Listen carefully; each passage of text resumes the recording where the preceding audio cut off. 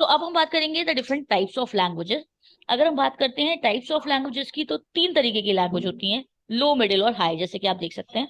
सो low level language, middle level language और high level. Low level language जो होता है वो सिंपली मशीन लैंग्वेज और असेंबली लैंग्वेज, दो लैंग्वेजेस को लो लेवल लैंग्वेज की कैटेगरी में रखा जाता है।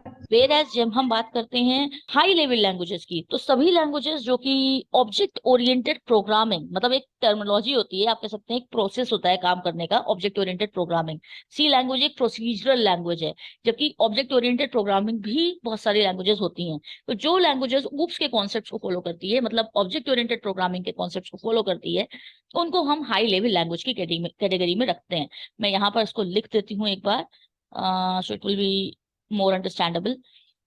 मैंने जो भी बोला, मैंने बोला कि जो लैंग्वेजेस ऑब्जेक्ट ओरिएंटेड प्रोग्रामिंग, जिसको हम ऊप्स कहते हैं, इन शॉर्ट, बहुत ही फेमस कॉन्सेप्ट है ऊप्स का, जो कि लाइक बाकी लैंग्वेजेस में आता है, सी को छोड़ के।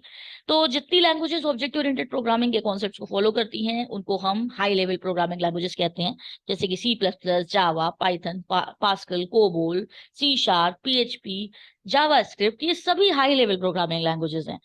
अब आप देख सकते हैं यहाँ पर लिखा हुआ है middle level language. C language is the only language which is kept into the middle level language category. So it comes that C language is the only language, इकलौती लैंग्वेज है जिसको मिडिल लेवल में रखा गया है। तो अब आती है बात कि भाई ऐसा क्या है जो इसको मिडिल लेवल में रखा गया है। अब हमारा मेन कंसर्न जो है, हमारा मेन कंसर्न तो सी ही है, क्योंकि आपको सी पढ़ना है। तो सिंपली सी लैंग्वेज पे हम ज्यादा फोकस करने वाले हैं। सी लैंग्वेज को मिडिल लेवल क्यों कहा जाता है?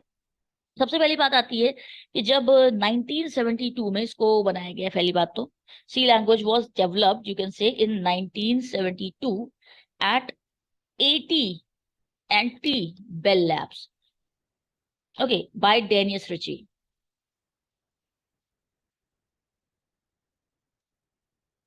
ठीक है, तो डेनियस रिची ने इसको लाइक बनाया था 1972 में एट AT&T बेल लैब्स। पर ये बनी क्यों और कैसे?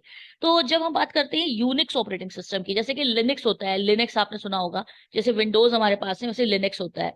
तो लिनक्स ऑपरेटिंग सिस्टम का मेजर वर्जन जो है, या कहिए जो पहला वर्जन है, वो यूनिक्स है। लिनक्स जो है वो हमें ग्राफिकल यूजर इंटरफेस प्रोवाइड करता है, बट यूनिक्स डज नॉट। तो बहुत सारे कंपनीज में यूनिक्स पर ही काम होता है। जैसे हम लोग विंडोज पे काम कर रहे होते हैं, वहां यूनिक्स पे काम हो रहा होता है, ऑपरेटिंग सिस्टम है।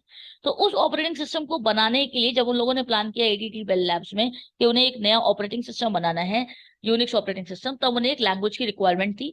And then they decided to create a new programming language, in that time it was a C programming language. तो सी लैंग्वेज को बनाया गया।